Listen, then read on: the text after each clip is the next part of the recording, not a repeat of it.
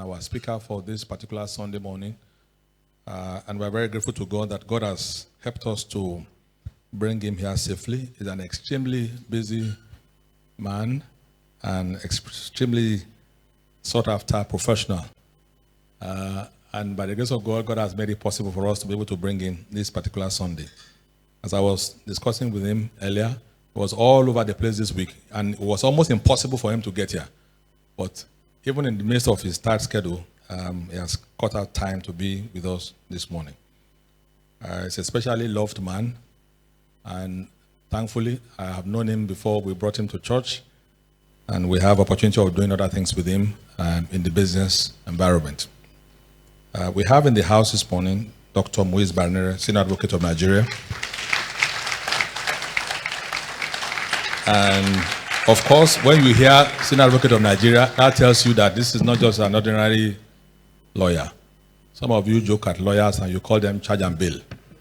I hope you know you can't say that when you see a son, except you want to go to the place we want to talk about this morning.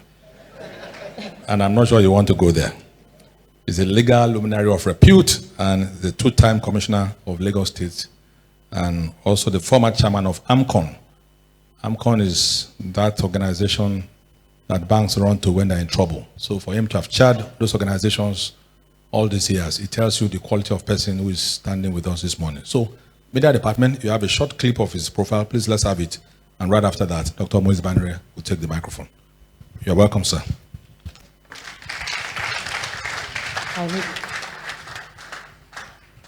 Dr. Muiz Adeyemi Banire, Senior Advocate of Nigeria, the Officer of the Order of Niger and Awardee of the Officer of Niger, a legal luminary, distinguished academician, celebrated public administrator, and one of the Nigerians' most influential voices in law, governance, and international reform.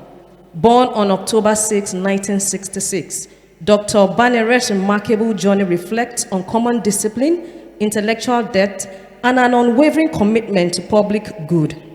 He began his professional foundation in Mushin, Lagos, demonstrating brilliance early in life at Archbishop Age Memorial Secondary School. He proceeded to the University of Ilorin and later the University of Lagos, where he obtained with honors under the mentorship of renowned scholars. After his call to bar in 1989, his early practice at the iconic Gani Fawehimi Chambers helped shape his passion for justice and democratic governance. Dr. Banire obtained his master's degree from the University of Lagos and co-founded Akinbiyi Banire & Co. Before joining the Faculty of Law at the University of Lagos in 1991, rising to the rank of senior lecturer, he contributed significantly to academic development, teaching property law, arbitration, human rights, and civil procedure. Dr. Banire is the author of some of the most influential legal texts in Nigeria. His book, The Nigerian Law of Trust, 2002, remained one of the most authoritative works on the subject. He has also co-authored The Blue Book, a comprehensive annotation of the High Court of Lagos State Civil Procedure Rules, published in multiple editions, such as 2004 and 2012, due to its widespread relevance. In 2022, he co-authored The Compass, a nationally respected compendium on civil procedure rules across Nigerian high courts. His doctoral work produced the seminal text, Land Management in Nigeria Towards a New Legal Framework, now regarded as one of the most comprehensive analyses of land administration and tenure in the country. Dr. Banire has also contributed to major law reports, including the Blue Book Law Report, and has authored numerous scholarly articles in both local and international journals. Beyond academia, Dr. Banire's service to Lagos State is historic. He served as special advisor on political and legislative matters, and subsequently as commissioner in 3 major ministries: special duties, transportation, and environment, a very rare achievement. As Commissioner for Transport, he led revolutionary reforms in Lagos, including the creation of LASMA, the development of the modern BRT system, and numerous infrastructure upgrades that reshapes urban mobility in Africa's largest megacity. As Commissioner for the Environment, he championed sweeping sanitation reforms, beautification projects, climate action awareness, flood control measures, and waste management improvements that transformed public hygiene and environmental discipline across the state. Dr. Banire's national contributions are equally profound. He has served with the National Judicial Council. He is also a member of the Body of Benchers and previously chaired the Asset Management Corporation of Nigeria, AMCON. He has received over 30 awards, including the prestigious National Honor of Officer of the Order of Niger. He has also served as Pro-Chancellor of the Federal University of Transportation, Daura, and currently serves as Pro-Chancellor of the University of Uyo, while also sitting on the Board of Trustees of Fountain University as a non-executive director and also a non-executive director of Eco Hotels Limited. He is a fellow and member of several global professional bodies, including the Chartered Institute of Arbitrators UK, the Nigerian Institute of Management, the Institute of Chartered Secretaries and Administrators, the International Bar Association, and many others. Despite his towering national and professional profile, Dr. Banire remains deeply committed to family and faith. He is married to Alaja Afumi Banire, and they are blessed with 4 children, Muiz Jr., Madiat, Malik, and Miriam. Ladies and gentlemen, chosen generation, with a standing ovation this morning, it is an honor and a privilege to welcome to the Freedom Force Conference a man of profound intellect, fearless public service, deep scholar, and unwavering dedication to national building. Ladies and gentlemen, chosen generation, welcome Dr. Muiz Adeyemi Banire. Thank you very much. We have also Honorable Justice Olufunke Shola Hamzat. She's the judge of the Federal High Court, also in church this morning. When the flyer went round, many people know Dr. Banire wanted to be part of the service, so some of them may also be here joining us. Honorable Justice, you're welcome. Thank you very much. Well, maybe I will pardon my voice if it appears a bit croaky. But Pastor, you know, the coincidence is that when I was invited there, I never knew that I was coming home, really. Because myself and Pastor, we have been together for quite a while. In fact, when my Lord Honorable Justice Hamzat sent me the flyer, I got the flyer from her first, and I saw Pastor Babori there, and I said to myself, okay, he must be one of the speakers too. Because I didn't have the time to even study it. So I just assumed one of the people that will speak at the event. Until, so I think it was yesterday I saw his message that I'm expecting you in my church. I said, which one is his own with this one? So let me start also by saying, praise the Lord. Yeah. And my own praise the Lord is not for fun. Because like Pastor rightly said, most of the time, particularly this week, I've been on the air most of the time. And even beyond being on the air, as you all acknowledge, I said a lot of things that are instructive. That even within your bathroom or your bedroom, you are in danger. Now imagine somebody flying all over the whole place and you are here this morning addressing a congregation. I think it deserves praise the Lord, really. You must praise the Lord for being privileged to be here. Pastor, I don't know whether it's ministration I'm doing this morning too.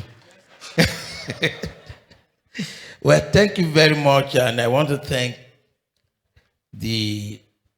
everybody, particularly those who are deemed it fit to invite me. My colleague in the office never allowed me. She was at the verge of crying, Mrs. Aino, when I was a bit reluctant to accept the deputation, not because I wouldn't want to be here, but because I know I'm extremely challenged with time. So, and I wouldn't want to give my word and not be able to uphold it. So each time she kept on reminding me, I would say, can't I send somebody to represent me? Let me prepare something and you take it there and go and present it. And so I told you. And she was so emotional about it that I became powerless. than to surrender to be here this morning. Well, I'm glad that I'm here. I must say, very happy to be here this morning. And what I've been asked to speak about is a very, very interesting topic, and it's instructive. In fact, I didn't have the time to look at the topic on this morning to say, what am I even going to speak about? Although I must confess that along the line, after a lot of pressure on me by Mrs. I said, go and do the outline of what you want me to say. I look at the outline first. I said, this is not an academic paper. By the time I go that direction, I'm sure more than half of the all will be sleeping or enjoying their phone. So I said, it's best for me to just ignore.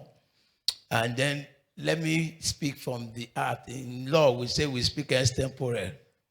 That is what I feel to be said there.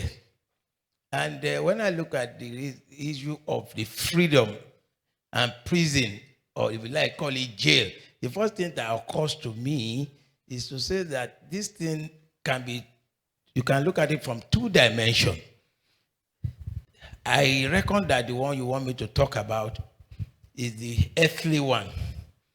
In other words, Pastor Babori will be dealing with the spiritual jail, because there is something that I see as spiritual jail. You know, when God imprisons you, he needs no water.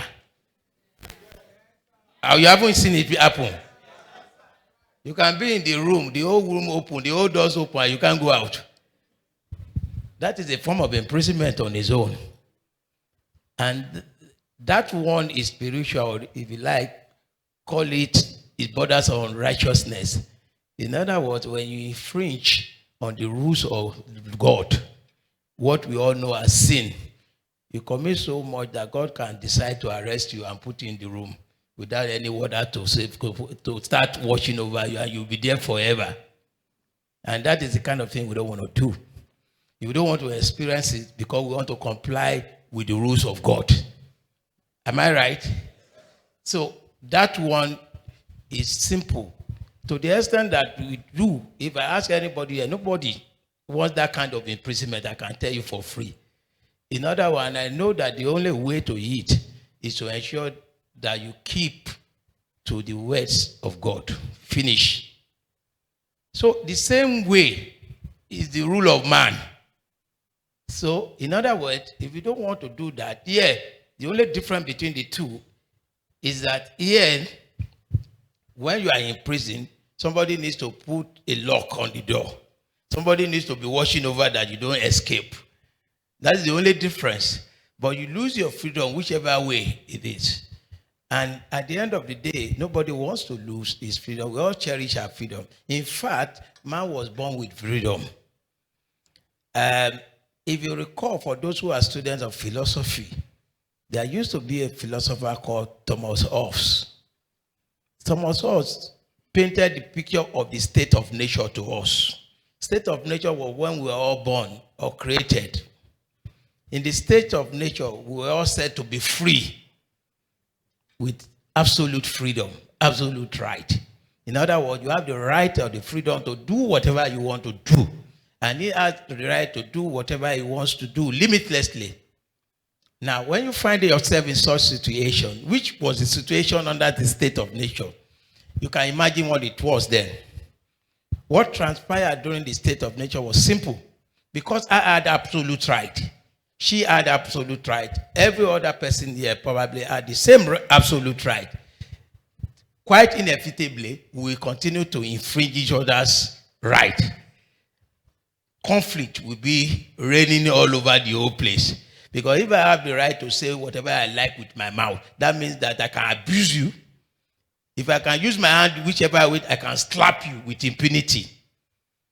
And that was the situation under the state of nature.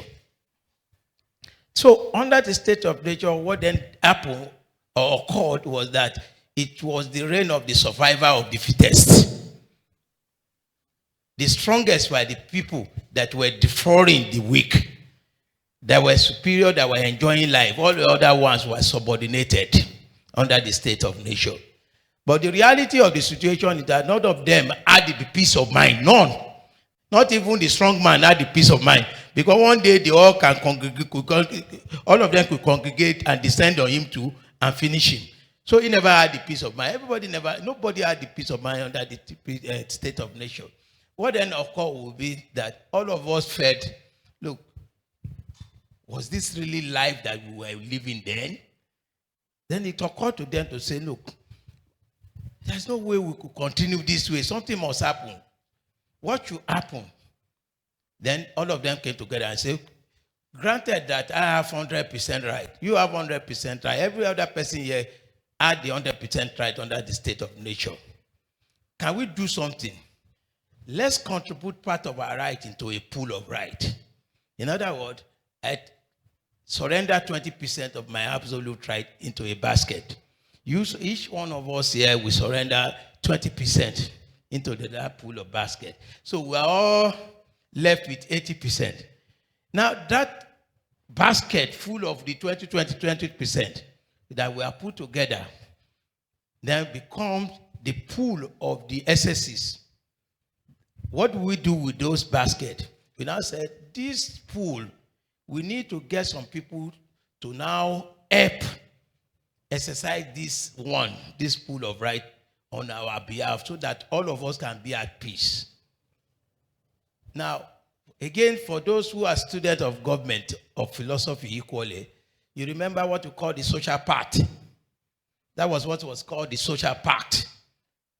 That agreement to delimit our right, individual right, is what it was called the social pact. So we all agree and say, okay, this pool of right, we need to get some people who will be the guardians of those rights.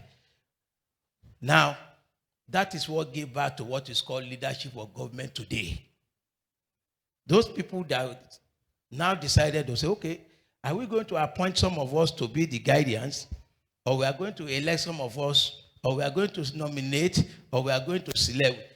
All those are variants of the system of governance: totalitarianism, democracy, authoritarianism, whichever one you choose.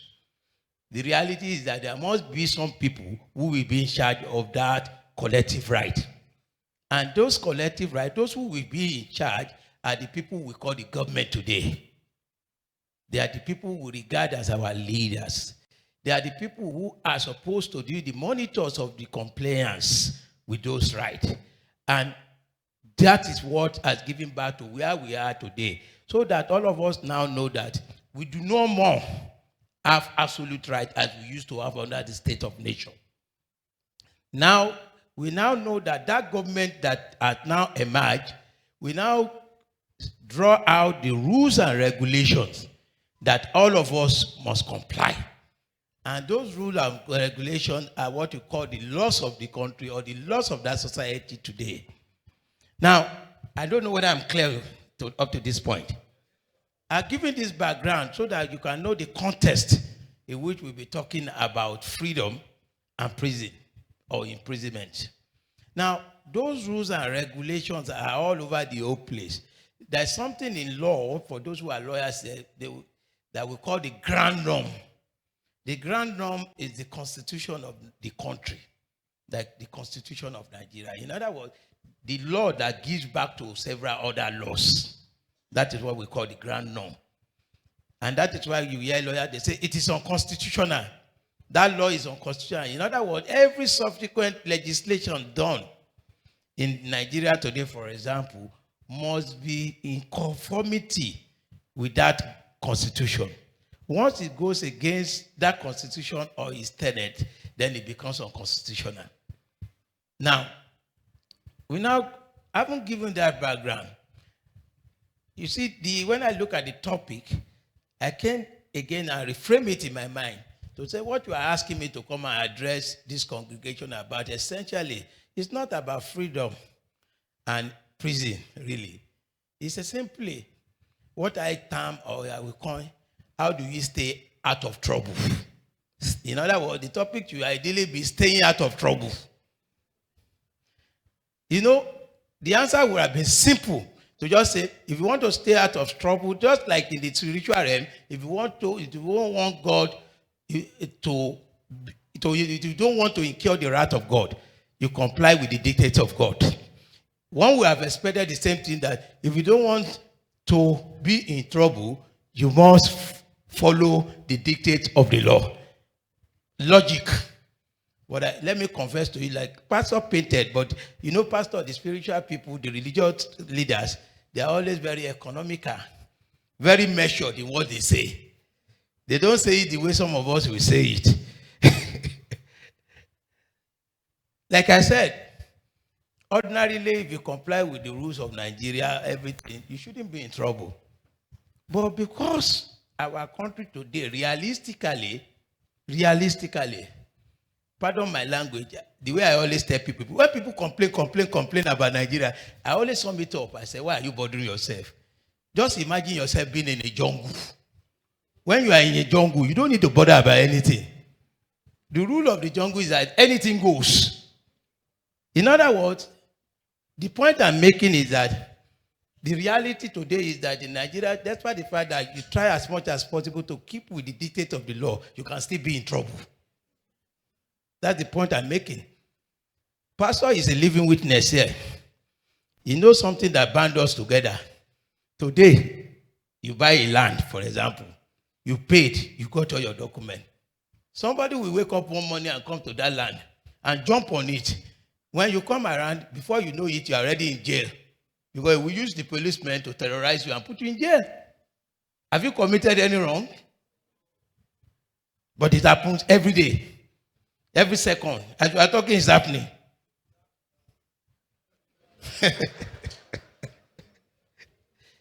That is the challenge we have here. So it's not sufficient for you to say, I'm minding my business. I'm maintaining my lane. I am safe. No. The society we are today calls beyond that, demands beyond that. Demand, in fact, what is called vigilance. You must go beyond the basic to the level of vigilance. In other words, a lot of things are there for you to run away from. When Pastor was talking, he spoke about the fact that ordinarily you might want to enjoy yourself to say, I have a very solid car. Let me ride from here to Kogi, to Shokoto. But you dare not. Except you want to endanger yourself. You have not offended anybody, but you dare not take that risk. Because somebody somewhere is just waiting to ambush you. So the way to stay out of trouble in that respect is not to go by that road. Just look for alternate way to go to achieve your objective. Otherwise, you'll be endangering yourself. Now, the basic areas that you want to actually listen to is that in a society such as ours, there are so many laws, but the one that mainly you should run away from, ideally, are the one relating to crime. The laws relating to, there are so many laws relating to crime. If there is one country that has abundance of law, it's Nigeria. In fact, we have so much laws in Nigeria that they are not only conflicting, some are obsolete, cumbersome, complex, unintelligible at times. That's how bad it is. Now, we are talking of terrorism. We have a terrorism act, very comprehensive law. We have terrorism act. We have law against rape. Even common sexual inducement. We have all those ones. Oh, the laws are all over the whole place. But to what extent are they potent? Are they really potent? Are we really getting value? Even where there is an attempt to enforce. My Lord Justice and Said, I don't want to talk about it. Even where are the arbiters? Can you walk into the court and be happy and walk out? I used to say something. I'm a very, very active legal practitioner. And at times when some judges agitate me, I confess to them, I tell my Lord, do you think I'm in court for justice? I'm not here for justice. I'm here for survival.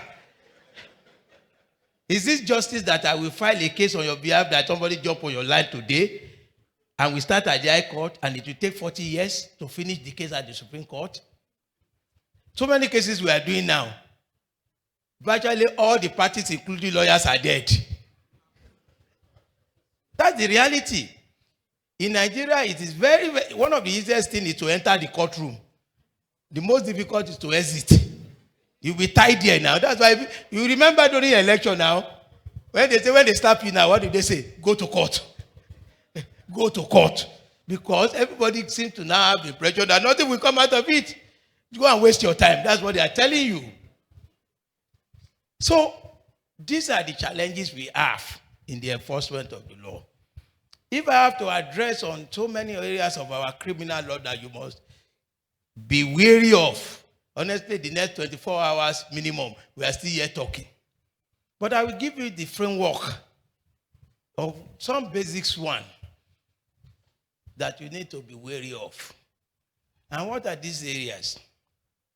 Let me take the one which is the commonest now. There is something we call Cyber Crimes Act. Pastor alluded to it along the line.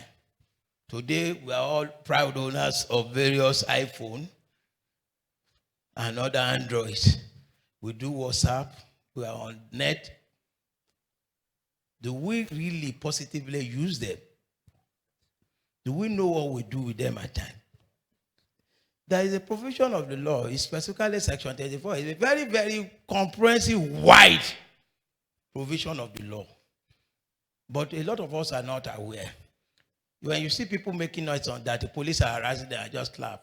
Police will have to harass them because, for example, you are not meant to use that instrument to oppress another person. You cannot abuse me. For example, you know I'm not a thief. And you now write something and say I'm a thief and start sending out to others.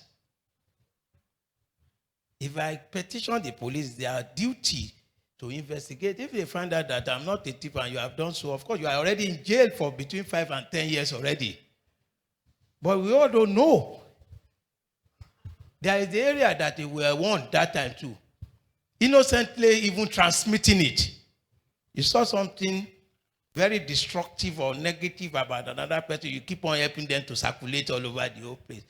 You are already an accomplice. You are equally liable. Or you are bullying somebody through your phone.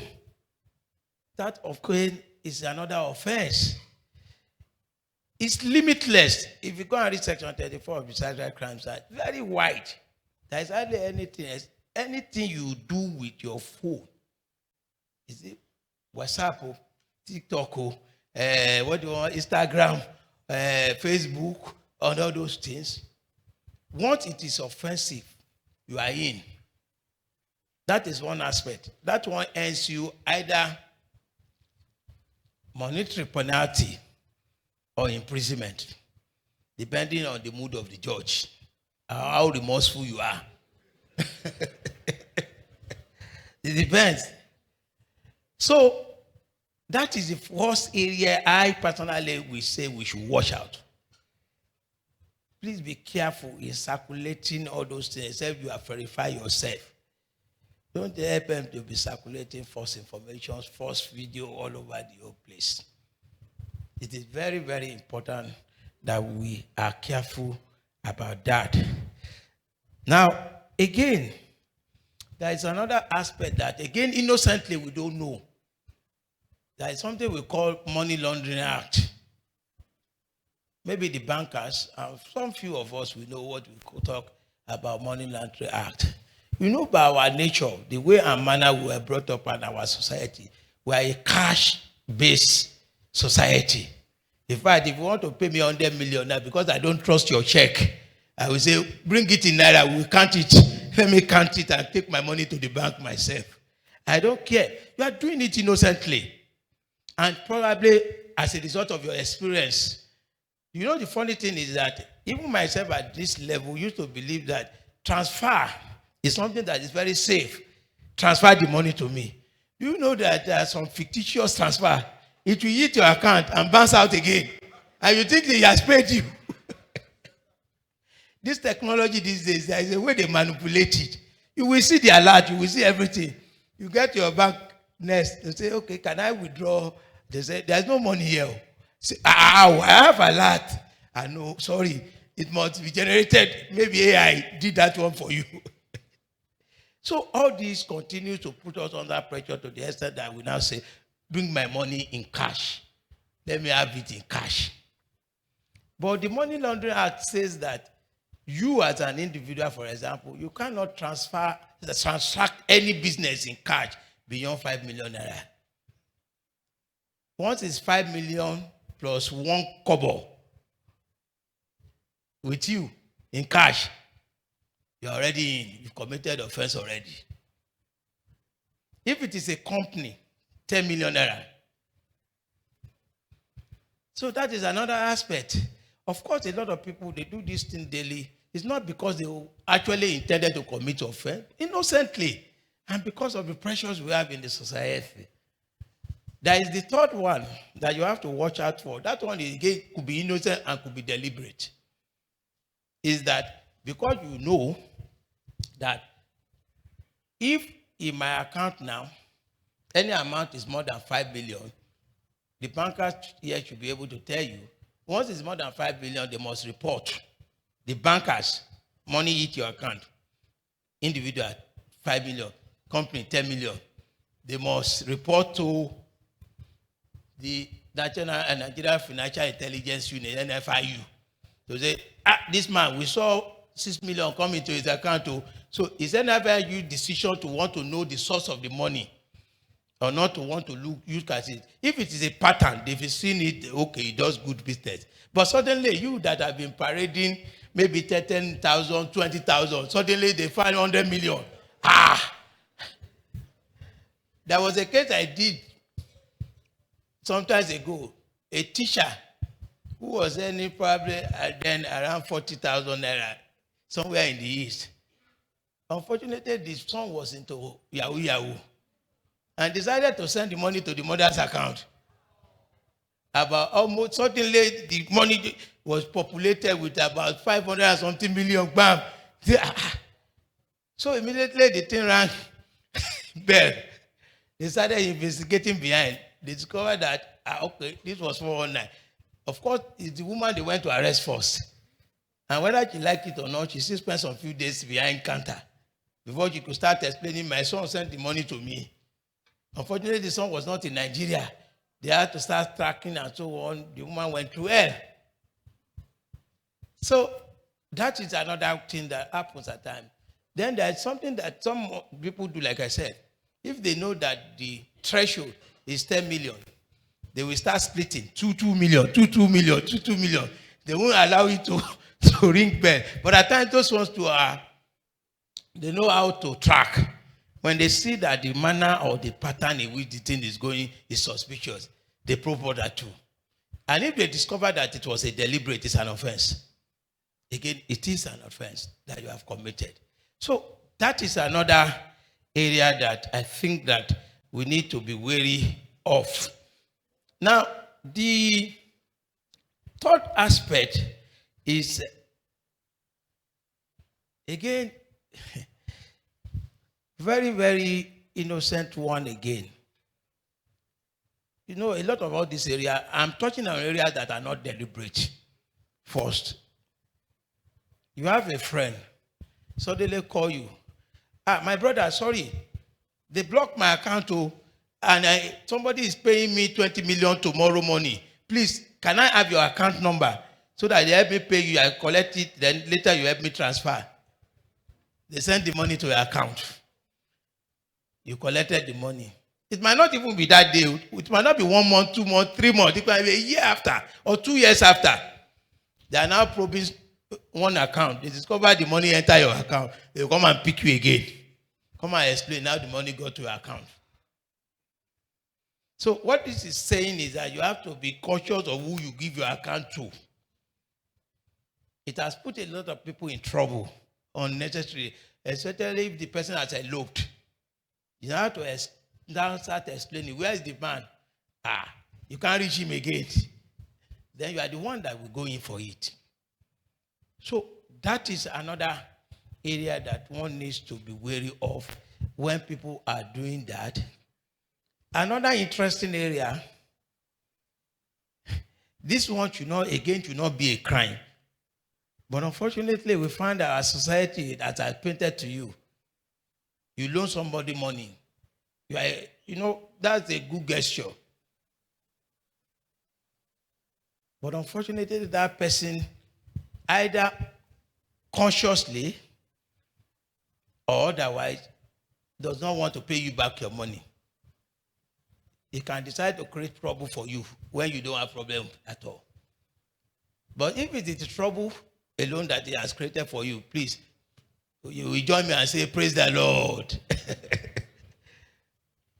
You will be shocked that some of them will even send hired assassins after you. You loan him, you chose to help him. But what he will repay you, or if you are not careful, you pay the supreme price, just simply because he doesn't want to refund. A lot about this thing, I'm talking from experience that we see regularly. When they arrest some of them and they say, yes, it's just because he was pressurizing me for the refund and I don't have the money. So I couldn't bear it and I found a way. But the person has gone. There are things that we see regularly. So at times when you are even being a good Samaritan, please be watchful. Particularly money that you cannot dash somebody, don't loan. No. If he asks you for 20 million, or if it is 500,000, you can give him. Just say, take 500. This is all I have for. So if he does not pay you that, just forget and leave him to go his way quietly. And that again extends to issue of partnership. When you want to do business with people, be careful. Know the in and out, the character of the person. That's another area. Because when the business starts thriving, they will set you up at the barest minimum. That is at the barest minimum, again, if they don't eliminate you. That is another area that I believe that you need to watch. Now, Pastor said again something in passing. He said, don't carry gun. No. It is true. We are not in a society where you can carry gun, for example, anyhow. But you are allowed, for example, to carry some basic ammunition. You can carry, no problem. The only one you cannot carry except the president approves is pistol if you are not a serving officer. But you can carry all those, our gun, then gun, AK-47, you can still carry all those ones. On one condition, you must go and process license from the police. They must have a license. If you do not have license and they find it on you, you are in already. So, and I think that is equally instructive that you must note that is very important for you to look at.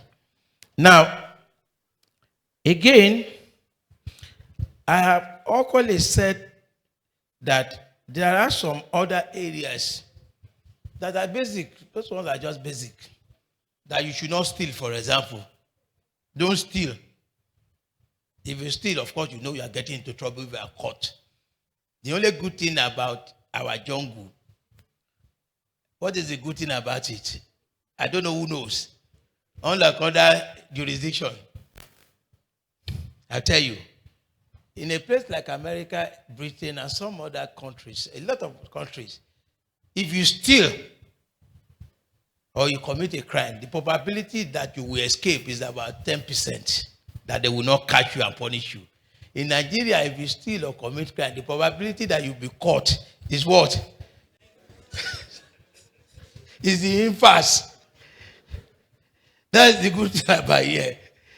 That will be punished. That's why it is an impetus to commit crime.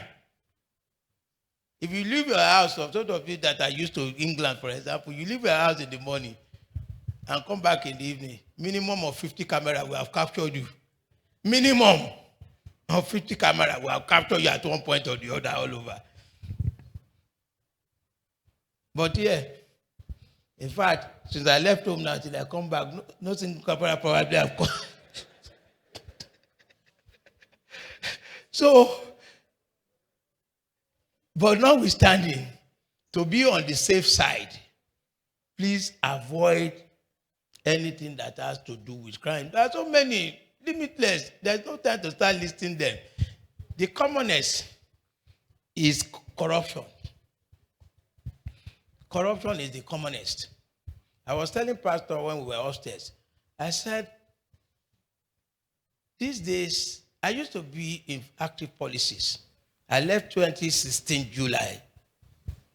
And I said to him, each time they said there's a political event or something, or politicians are taking photographs, what do? I try to draw. Don't take me along, go. Because politics of contemporary days is no more about service. It's about what Yorubas call Ojelulukunle, Konshoselu.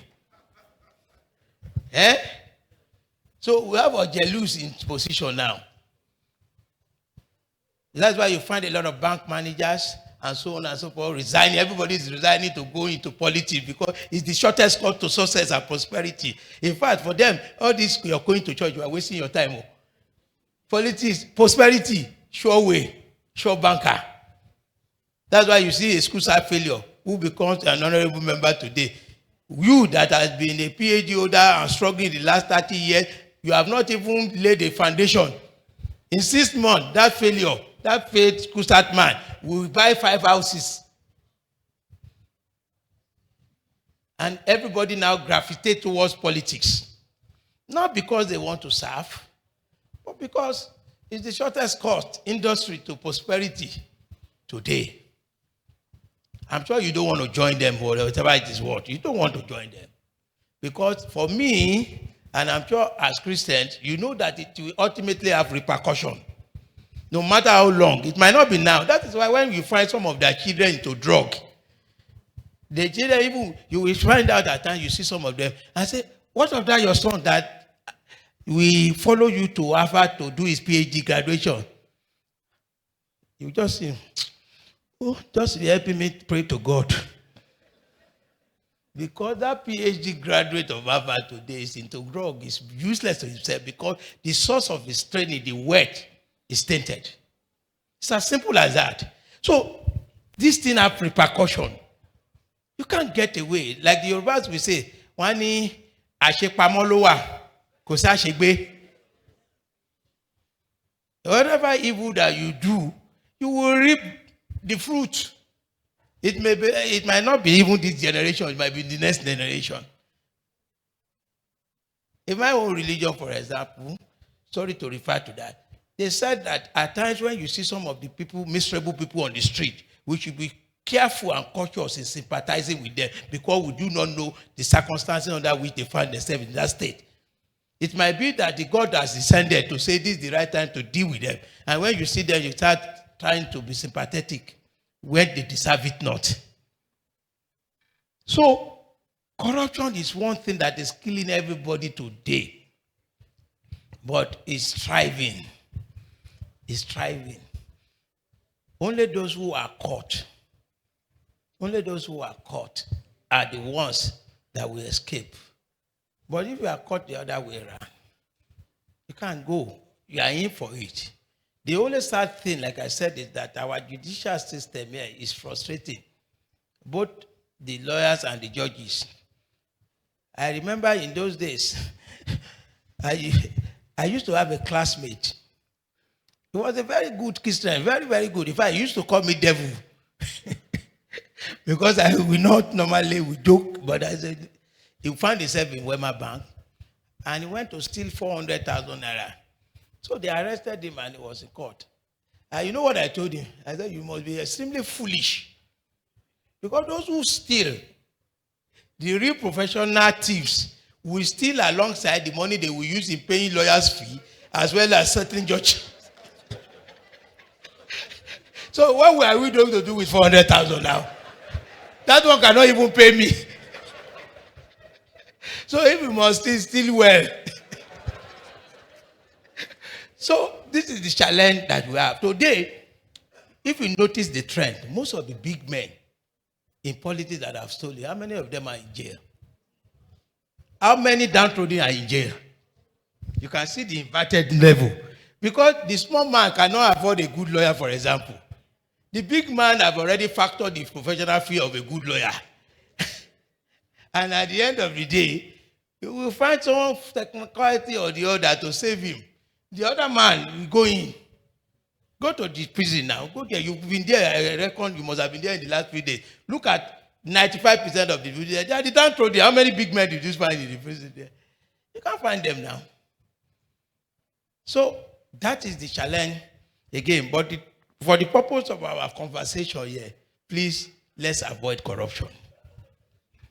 Even if we are not caught by the law of the land, I think there is still a defined law, Pastor, that will catch up eventually. So even for that singular reason, please let us avoid that area. It's a very, very serious area that we need to. Now, there is the contentious area. Again, my Lord Justice Amsad is a specialist there. Domestic violence. I don't know how many of us knows that one. You see, when you speak about domestic violence, a lot of people naturally say husband beating wife. We tend to forget that some wives beat their husband mercilessly. It does happen. It's another area, again, that we must know. So, for us, no matter how agitated you are at home, please avoid that trouble of going ahead either to beat your wife or to beat your husband. If you can excuse yourself, just quietly find a way of escaping out. Go and calm down before coming back. Please, it's another veritable way of entering trouble easily without you knowing. Of course, for those who have been following global news, you see how many people have killed their wife in the process? How many have killed their husband in the process? So many, because some act or conduct of some of us could be so provocative that if you are not careful, you will lose your cool. And the consequence is what we done on us ultimately. So please, we need to, in our daily interaction with our children, with our spouses, no matter how agitated, it's a place to avoid. It's a time bomb on its own. Another area that is also common, that is more common in the academic institutions and in the workplace: sexual harassment, sexual inducement, rape, and all those ones. If you cannot control yourself, please, I'm sure Pastor will not want to hear this one. But you see, I like to be pragmatic. Let's say you cannot. In other areas of the world, for those who are widely traveled, there's something called red district. I don't know how many of us know what they call red district. Red districts are areas designated for the purpose of prostitution abroad. That's what they call red district. Particularly in Europe. It's all over the whole place. In fact, the interesting thing is that, me, I'm always very curious. I'm a very curious human being. Years back, almost about 30 years ago, I think, was it in France, or it was one of those countries that I first saw the thing. Somebody was telling, maybe it was in France. And said to me, he said, two things they do that is of interest to me. He said, number one, because they don't want them to spread infection, government have doctors who visit the place and test them regularly to make sure that they are clean. That is not it. That one is not even that exciting. What is exciting is that each time they go for a round, they tax them. Government collects its own tax. Although I'm not aware that such exists in Nigeria, but I do know that there are several other windows.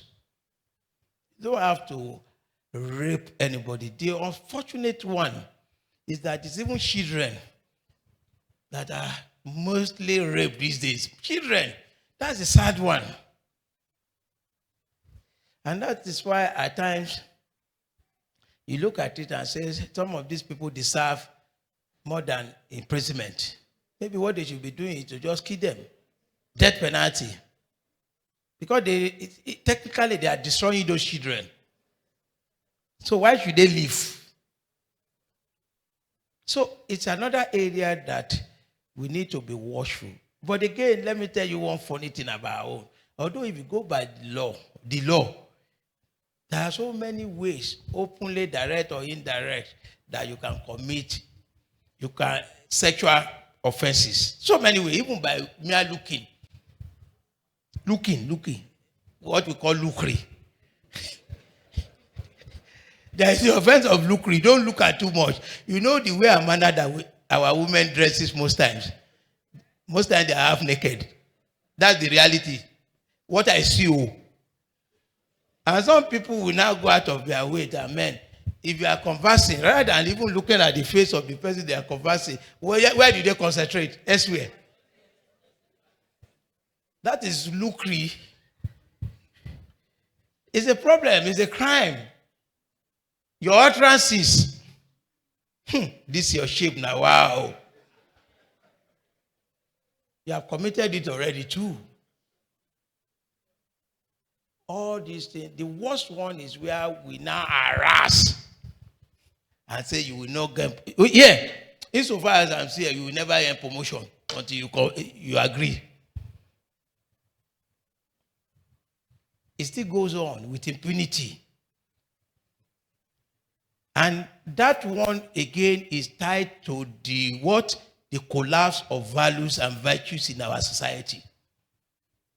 I will not mention a former president, but I'm sure all of you can guess easily. There used to be a Nigerian former president who had a sizable number of women ministers. And in the congregation of all of them, women ministers, even men ministers, and the former president will just eat the buttock of a married woman. You gave it! And everybody will burst into laughter. And nothing seen wrong. Nobody will condemn it. Nobody. And that is how far we have degenerated. So that is another area that we have to. Because it's only that people don't take it up. Women don't take it up generally. And men too. They don't take it up. Some of these there are so many of them that you do that will amount to sexual offense. I don't know whether that thing is timing. If it's timing, I have less than a minute. Pastor, I'm looking at it there. You can take some more time. I know some of our people would like to ask questions when you are done, so we can push a little more for about 15 don't worry. I will just take 5 minutes so that I can respond to questions. So that is another area that I believe that we need to equally be cautious of. Now, again, when I look at the issue of the way our manner, again, that we relate, and the way our manner, this one you will not agree with me. I know you will not. You know, I think the Bible says this, Pastor, that spare the rod, and spoil the child. And when I was growing up, I met the same thing. But now, can you beat a child in school? You know it's a crime. You can't beat a child though. In those days, our elders that are here, we know that even can show you in other words, if you find the child of your neighbor doing something wrong, you will discipline and beat him up or her. But you dare not do it again now. Even when you see it, you just maintain your lane and go gently. And this is another area. Now, Yahoo. Maybe I will round up on that. There are still so many. Like I said, we can never feel exhausted. Yahoo is all over. I don't know how many people know Yahoo Plus. You know there's Yahoo Plus too. Yahoo Plus. There's ordinary Yahoo and there's Yahoo Plus. Who knows Yahoo Plus? What is that one?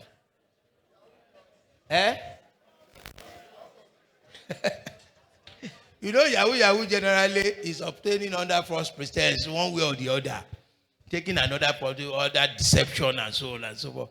But Yahoo Plus is a faster lane. They use human being for ritual. That's the plus. All this one. Like my friend used to say, sorry, is it that the person they kill will go to central bank and go and bring that money? Because it's stand logic in the air. How you will kill somebody? I don't think that thing exists in my view. I don't think it exists at all. Because if it exists, that man that is doing it for you, you have done it for himself first. So when you see him first, it's not a reflection of what he wants you to be. Then just go home quietly. So it's one area we must not allow ourselves to be deceived. Or somebody, you said they scam you. How would they not scam you? You too, you want to get rich quick now. That's another commonest area. I mean, very common area now. You go online, you see people saying, deposit 10,000, in 2 months you collect 100,000. They are all over the whole place. You now go into it. The next thing, after going into it, you run into trouble and you now go to the police. You know you are already culpable too. You are culpable. Because the person you transfer to, you ought to even see all the licenses. For anybody to do that, any business in the financial sector, you must have all the regulatory approvals. But how many of us check? We don't check. If you patronize them too, you are culpable. So if you go there and lodge complaint, if you are lucky, you go home. If you are unlucky, you yourself ought to be processed for criminality, for encouraging, aiding, and abetting it. And that we do again regularly. It's something that we are all used to. So I believe that it is important that all these innocuous areas that are brought up, the obvious one I've chosen to ignore them. But these innocuous areas, we must always be watchful of the lines so that we do not cross those lines. If you cross those lines, you end up where you do not want to be. And for those who are civil servants or public servants here, you know there's something called the code of conduct. If you are working with one of the four, or in fact, not one, once you are a public servant, ideally every civil servant, for every 4 years, you must fill what is called code of conduct form. If you lie there, you are in jail already. Same thing with politicians. Once you are appointed to any political office, you are meant to fill. There is something that people do. They call it anticipatory declarations. They appoint me today as commissioner. I will quickly go and get my friend, a dealer. Give me the chassis number of one bulletproof Jeep. Give me this one for Rolls Royce. You will feel everything to say, these are my assets. They are not your assets, too. You are doing it in anticipation that when you get to the office, you get the money, you go and buy it. But at times, there are so many ways in which they detect some of these things. There's something that people don't even know, that there are machines now that detect. A lot of people, I followed a lot of clients to FCC. You know, when they have entered the trouble, the net, they were drawn up some agreement or some document quickly to cover their track. Unfortunately, there is an equipment in the FCC. When they put a document under it, it will show you the date the document was prepared, how it was prepared, and the nature. Immediately, it will bring up all those information. So when they see it like this, they start laughing at you. They say, continue to deceive yourself. They already know that you are lying. You manufacture the document. So this area too, for those who are in the public service, honestly, try and do the right thing. Declare only what you have. Because they do sampling verification at times. Even without telling you. If you say you have a duplex in Ikoyi, one morning they will wake up without telling you to go and find out. Sorry, sir, Mr. Lagbaja's house is this. They say, this one, maybe you are mistaken. Check the next one. Maybe. By the time they find out, they will ambush you. They might not even tell you immediately. They will record it and hold it. After about a year or 6 months, they just come and knock your door one morning and say, sir, that document you declare, it belongs to you. You say, yes, of course it's my own. No problem. They will put you in the car and take you there. And the owner now confronts you. You have put yourself in trouble unduly. So there are so many of that. There are countless areas that you have to stay out of trouble. So in conclusion, the summary of all that I've said is that please let's struggle and strive as much as possible to comply with the dictates of the law. Although I've entered the caveat that does not insulate you against trouble in Nigeria.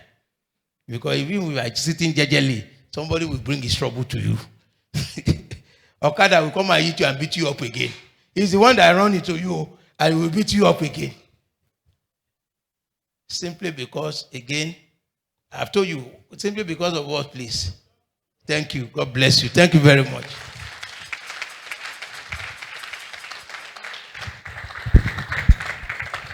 Thank you very much, sir.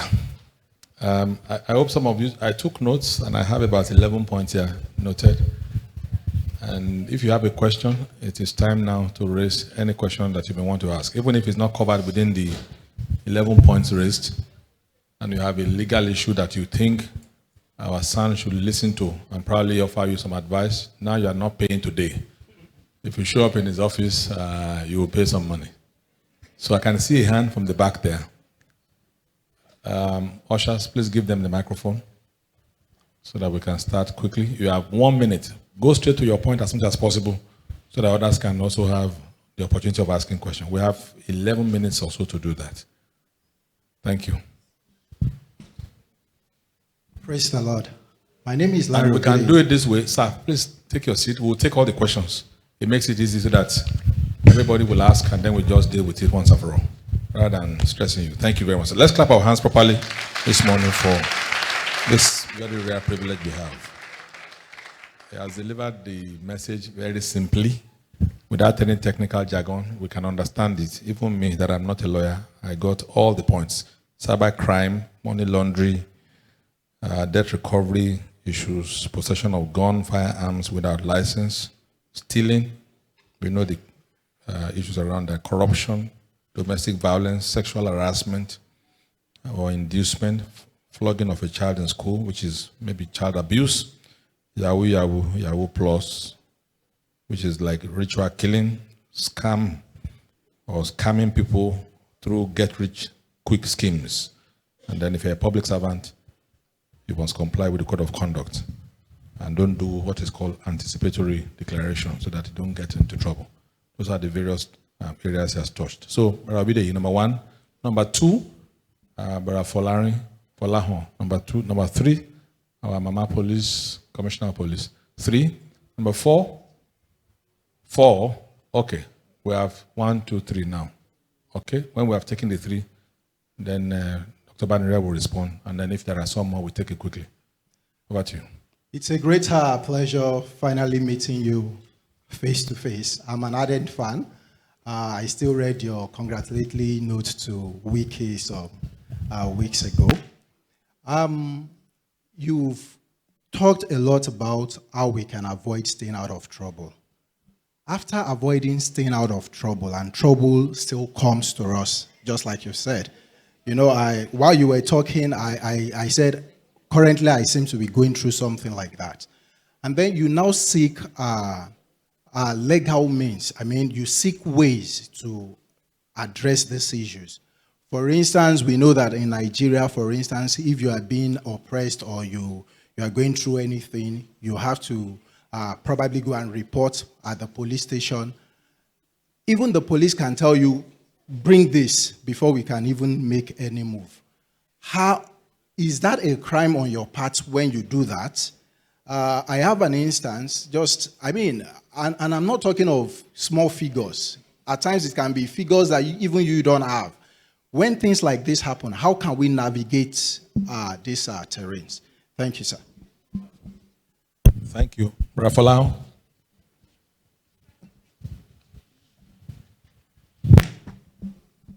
My name is Shobulo Folao. Thank you very much, sir. That was quite insightful and detailed. I want to ask this because of an experience that I have. Recently, the Lagos state government went after some real estate companies who they have good title, but they were selling demarcated plots without a layout approval. And there was a prop-up about that being illegal. So I have an experience with an old student association that we commissioned a real estate company to do us like an estate. And eventually we are now negotiating because he's insisting that he does not have to get the layout. Is it illegal for a real estate company to do land demarcation and continue to sell it without the proper approval, layout approval from the designated government agency? Thank you. Good afternoon, sir. You've really done the justice to the topic on the ground, but I just want to add additional to it. To all my church members, good morning, everyone. What I want to add to it is that when we are buying a fairly used things, we should be careful, especially in terms of phones and clothes at Jankara Market. Let me enlighten you. When they burgle the house or there is a big theft in a place, the first place they will dispatch the good is at Jankara Market. And when you get there very early, they will be showing you gold, a cloth, very fine cloth. Once you buy it, and the owner can indicate it with you, the person will be put to jail. Then another thing is that when you are buying a phone, especially at Computer Village or under the bridge at Ikeja, be careful, because most of the phone it has been robbed at a scene of a robbery or in a murder case. It can be a phone connected to a murder case. Once they track the INE of the phone to you, you will be the one to explain. So we need to be careful. God will help us. Thank you. All of our questionnaires. Now, Dr. Sir, 3 questions we have. One, demarcation of land. Another one, police demanding something. And then buying fairly used items. Yes, the first question relates to if you have not found trouble and trouble found you, how do you react to it? There are so many ways to deal with it. Of course, if you have the resources, you can stave it off. But most people don't even have the resources. That's the reality.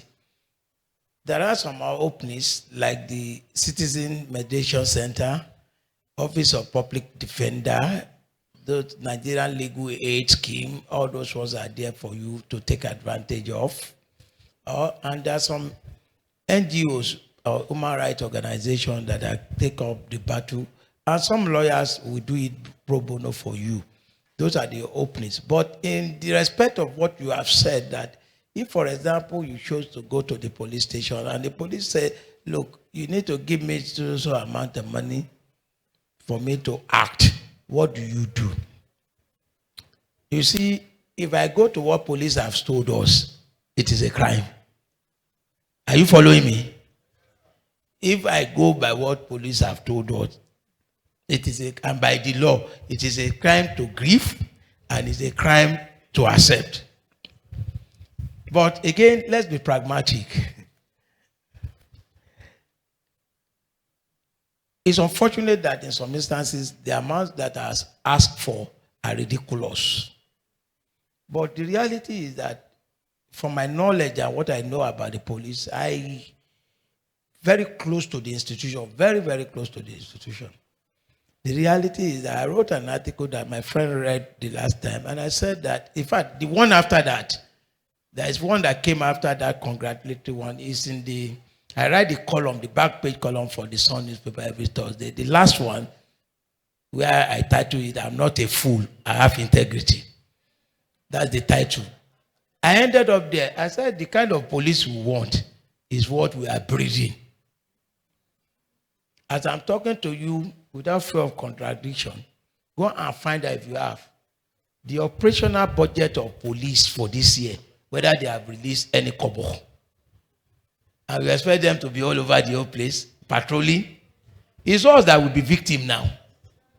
That's the reality. That policeman that you have complained to, he needs to go and serve notice of invitation to the person you have alleged. He's not going to use his money. Even if he wants to use money, how much is his salary itself? He cannot even survive on his own salary, not to now extend the largest to you. So you must provide his logistics to go. Bail is free. Who prints the bail bond?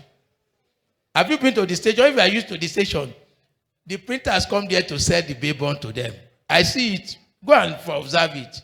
Those papers that you will fill. And bail is free. So let us be realistic with some of these things.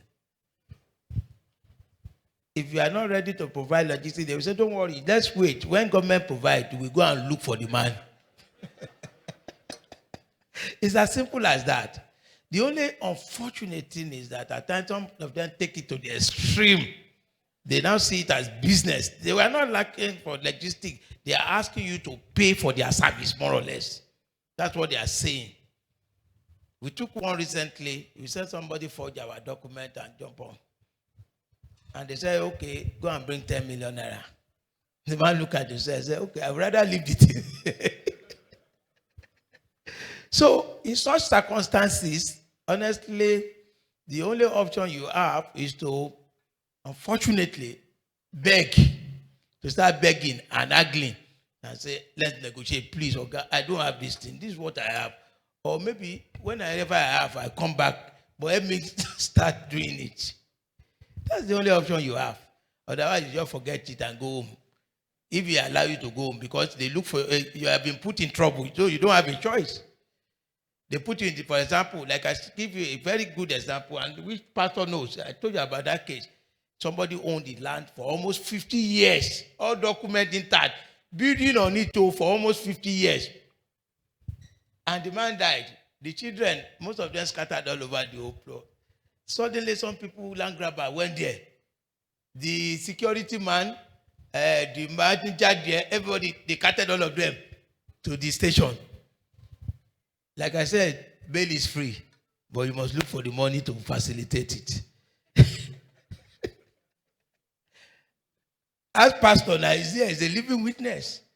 Instead, you want them to be there forever. You have to go and look. You know, they didn't look for anybody's trouble now. Trouble went to search for them there.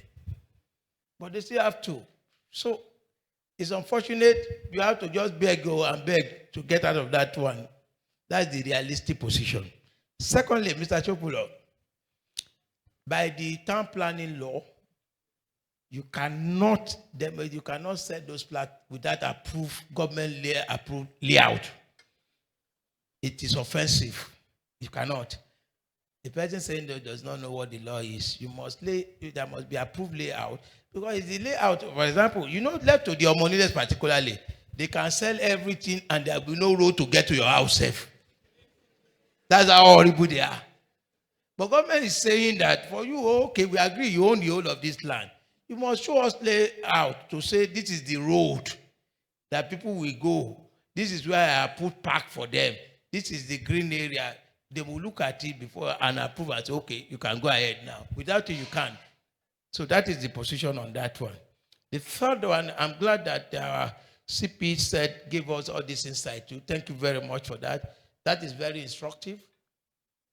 That the import of what she has said, and for the lawyers, there is something we call market offer.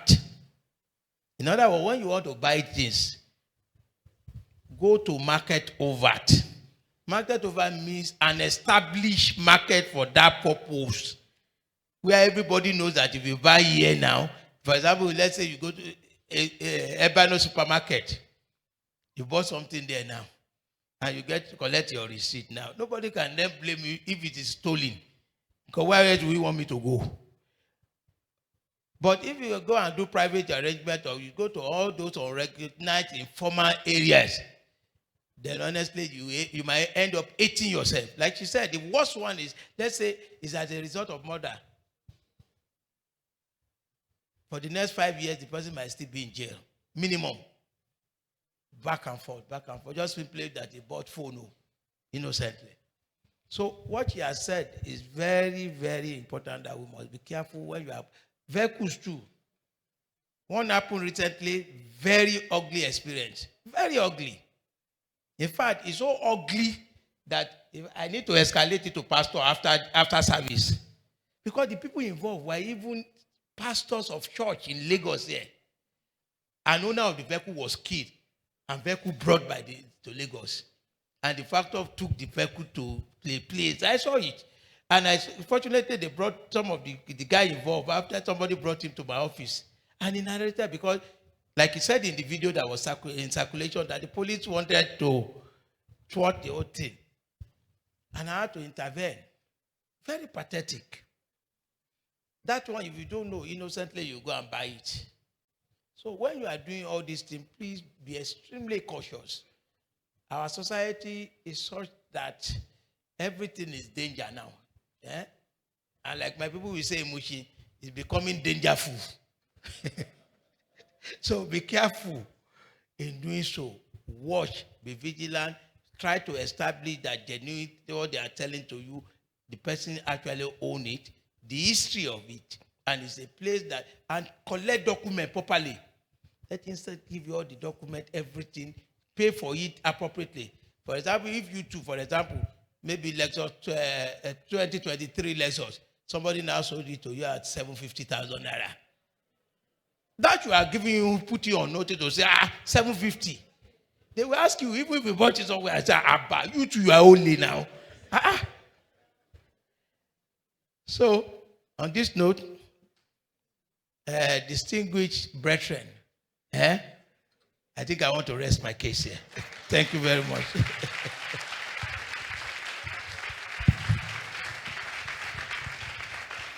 Thank you very much, sir.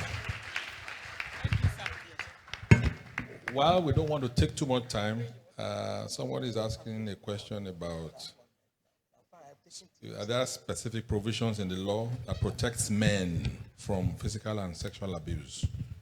That protects men. Most men are truly the aggressor in most cases. But somebody here is saying where the man is the one who suffers from the abuse. And why are they not as common, especially when the aggressor is female? Your question is a little confusing, but I guess you are trying to ask if the man is the one who is sexually abused. What does the law provide? I guess it's the same provision that you have for the man is what we have for the woman. The law does not distinguish whether you are a man or a woman.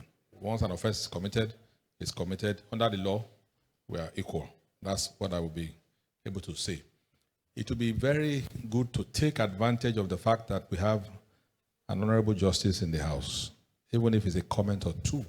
I know they don't like talking too much in public, but for her to have shown up here today, that's a wealth of experience sitting in the house. Maybe a comment or two will be very helpful. Some of our people, when they don't hear from judges that can send them to prison, they have not heard properly. They will say, lawyer can be here or there. It depends on whose side they stand. The judges are with the law, not with any party. Even when lawyers present their cases, they have their own understanding of what the law is saying and how things must go. So, Honorable Justice, just please take the microphone to her for a minute or two. I know she would like to talk to us. Let's clap our hands properly. Thank you. Praise the Lord. Okay.